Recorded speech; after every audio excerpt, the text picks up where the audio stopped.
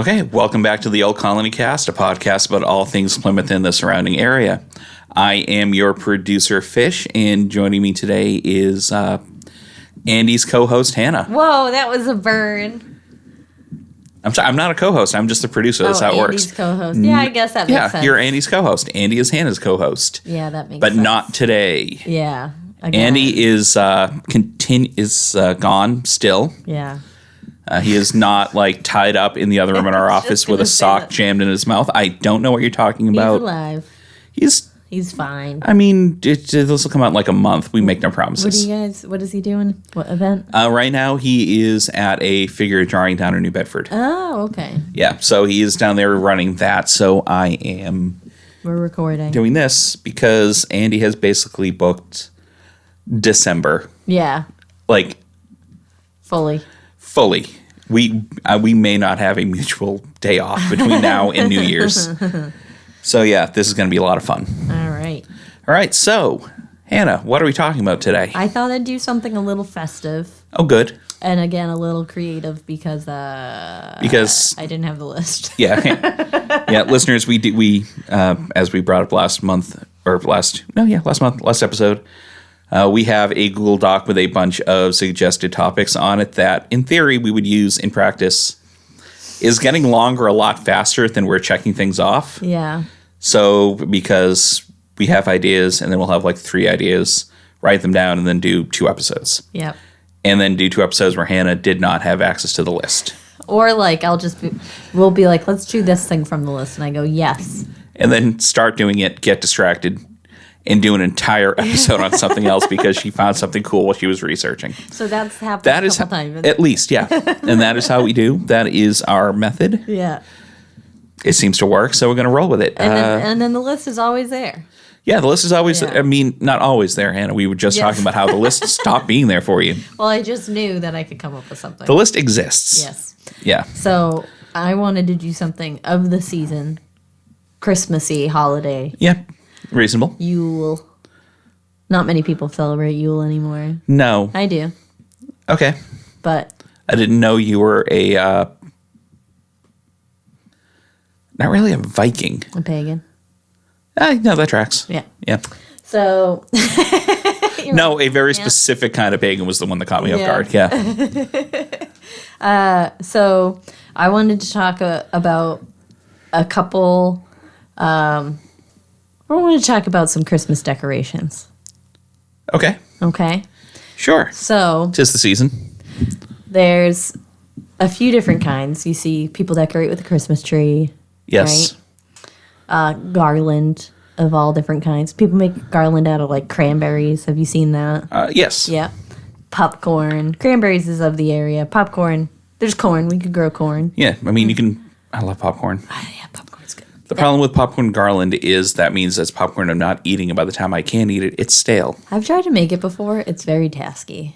It seems like you have to get the right pop. Yeah, you do. It's annoying a little bit. It's a lot of work for something I don't think is that appealing. No. And then some people like to use pine to wrap around their banisters, right? Another type of garland some people use. Yeah, the green. It's the quote-unquote pine that's just green plastic needles. Yeah, or real pine. My mom used to get real, pine branches and weave them together from white pines. Oh, your mom's fancy. Yes. And then, or you can buy that stuff too, Home Depot sells. Yeah, Home Depot. I'm sure Michael's has piles of it. And not to not mention any local businesses that do that, but I'm sure there's local businesses that do that. I just don't know who. Yeah, and then because we don't do it, which means we don't know where to buy it from. They have the spruce balls, where they're little have you seen those? Yes. Yeah. And then obviously there's ornaments, but we're talking about more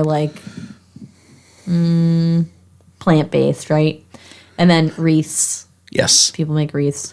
But there's a couple other things that people use. Are we diving into real niche Christmas decorations? A little bit. Well, some of these things are made with pine trees, but sometimes wreaths and garland above the fireplace is made by a very specific type of pine. The princess pine. Do you know about this? It's also called club moss. I think I've heard of Yeah. club moss, but I don't have a context for it. Okay, I'm about to tell you about it. I hope so, because that's the whole point of the show. Wouldn't I just, and I just changed direction, 90-degree turn.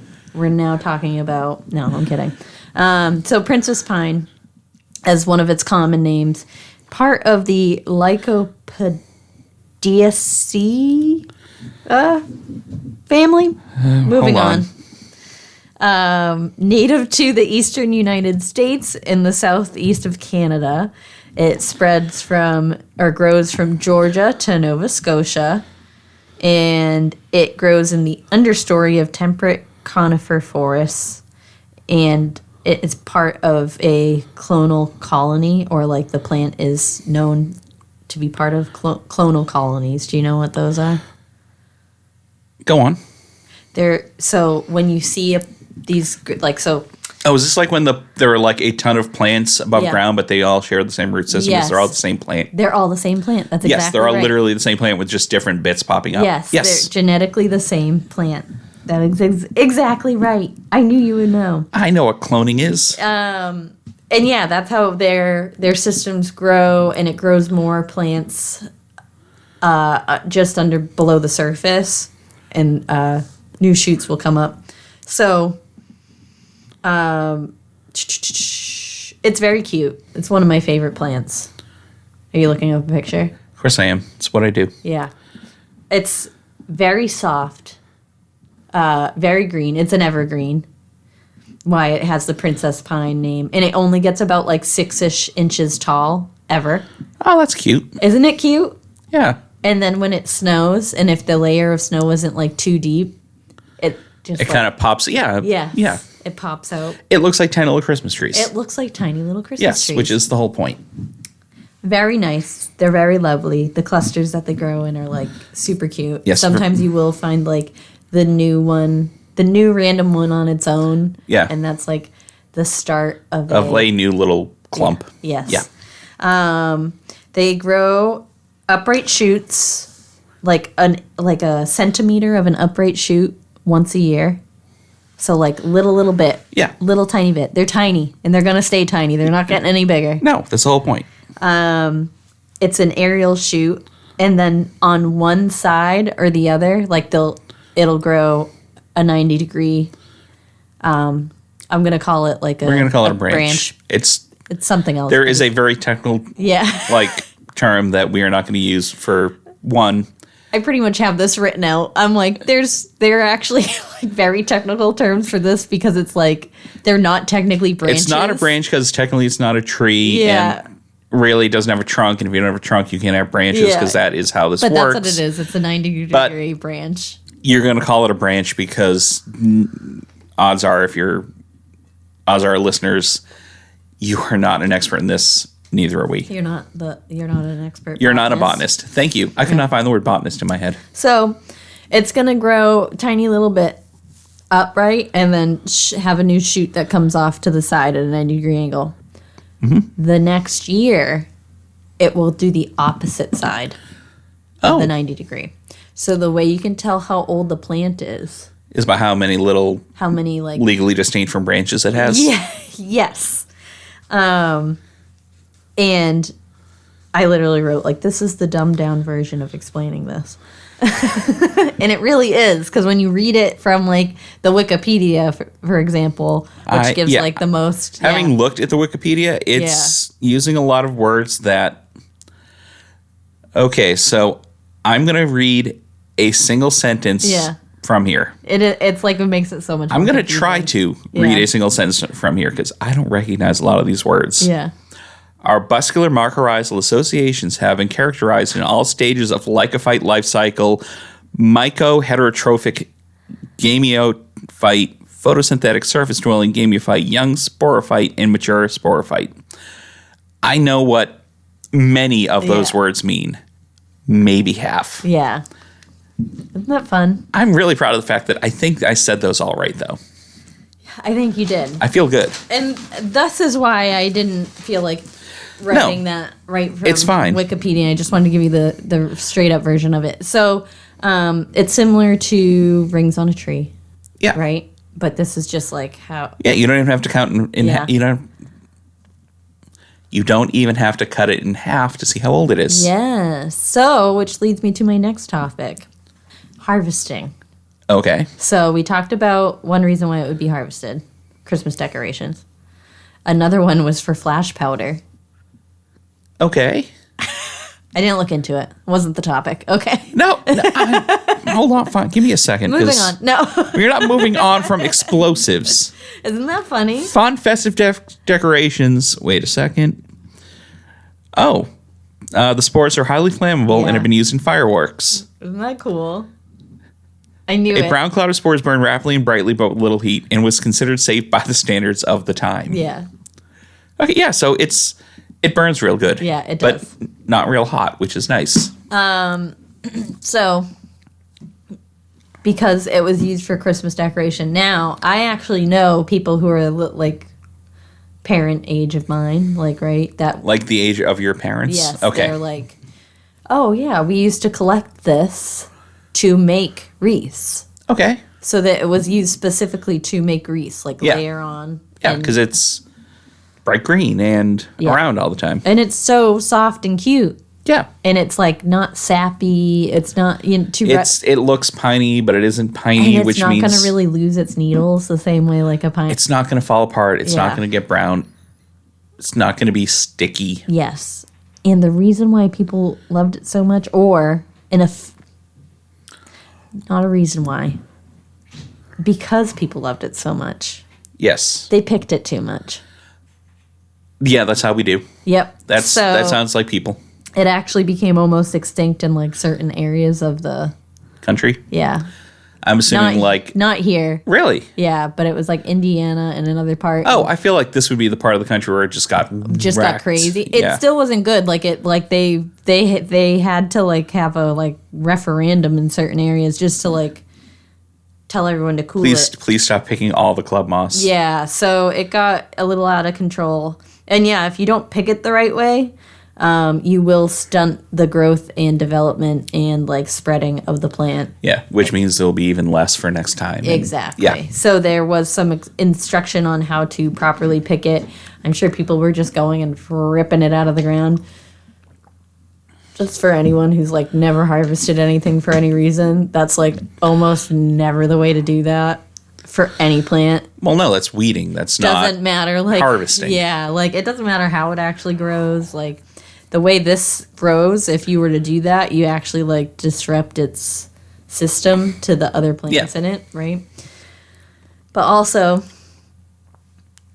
if you harvest it too soon in the year and it hasn't grown, it's like it hasn't developed its new, little, not a branch. yeah, then you're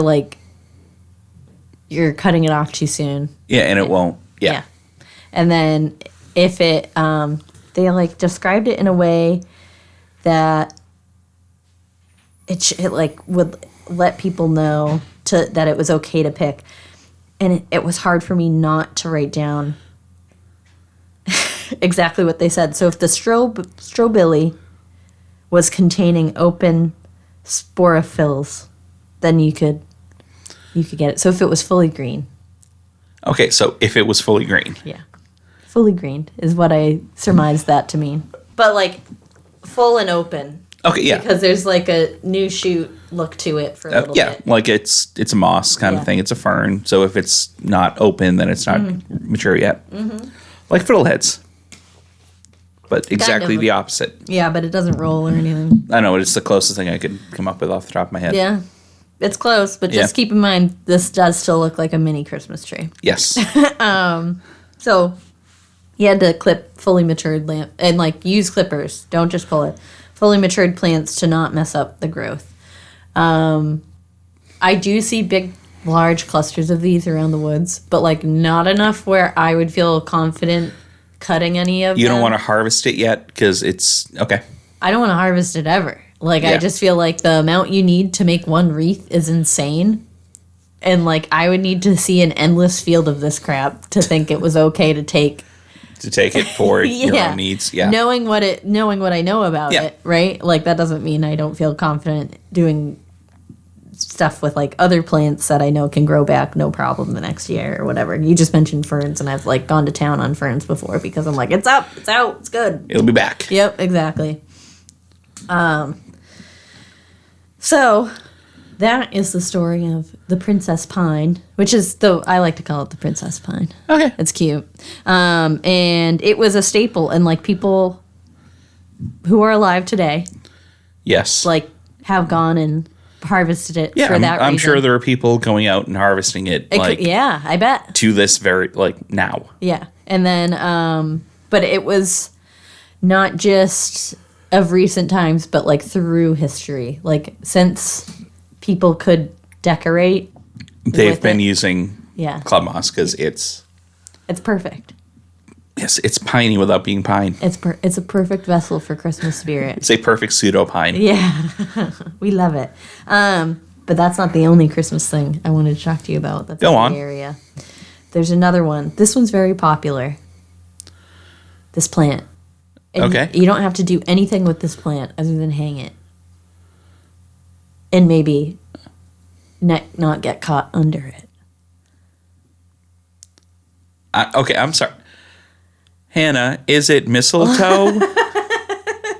It is. Sorry, I didn't realize I was being fed a lot. I was being set up. I apologize, listeners. I try to set you guys up when I can. I know, but usually we just jump ahead on our own. Yeah, that's true. So it's the Eastern dwarf mistletoe. Mistletoe, there's a few different kinds. There's European, there's American, and then there's Eastern dwarf mistletoe, which is pretty specific to our area. Okay. So I did try to pick like Very hype. Please be very local for Wallet solely, please, Hannah. I tried to. There's like holly was on there too because we do have holly. Yeah. But like I was like I don't think know. it's the same holly. There are different kinds of Yeah, holly. I think it's a separate. You can. Why do I know this? But you can decorate with this holly. It's but it's just not the traditional English holly. No, but it does suck because it's pointy. But anyway, Yes. back to mistletoe. Which is, I don't think as pointy. No, not at all. No. It's so it grows in funny places. That's a weird way of saying it's a parasite. Yeah, it is. So on specific plants, spruce, fir, birch, and found commonly on black spruce, but in like peatland areas mostly, like swampy-ish, Okay. marshy-ish. Yeah. Yeah. And is a semi-parasitic flowering plant found in temperate regions around the world. But do you know why it's semi? I assume because it has leaves and also gets some of its nutrition that way and not just by constantly sucking everything out of the tree it lives on. You got it. So mistletoe gets its water and nutrients from rooting into the tree's bark that it is attached to, but it also has its own leaves, so it means that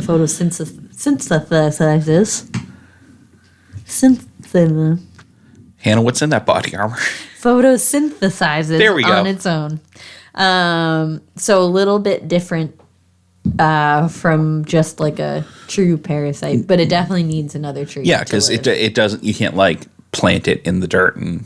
No, you cannot. No. It hangs. It creates like a little like cluster. You can see it from far away. Any type of mistletoe too. Yeah. Like you can like tell when it's forming.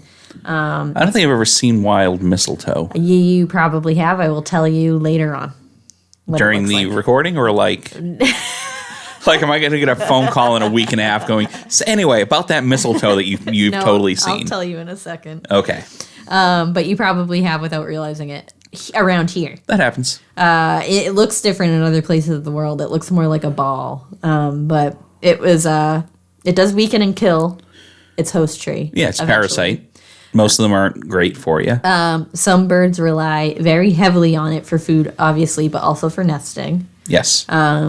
For some birds, it's like the whole bag. They're like, we didn't even have to do anything. The mistletoe just is here, and we can live in it and eat it. It's great. And as most relationships with birds go, for many plants, they also help spread mistletoe. Berries. Yes, so they eat the berries, but the berries are very sticky, which is on purpose. super sticky berries means the birds like get it stuck on their beak. Oh, and then it like They literally have to use bark to scrape it off. and they scrape it off and it falls off wherever. Oh, and it's stuck to the tree. Right to the bark. Oh, that's good. Yeah. That's very good. Good job, mistletoe. Good job, mistletoe. That's clever.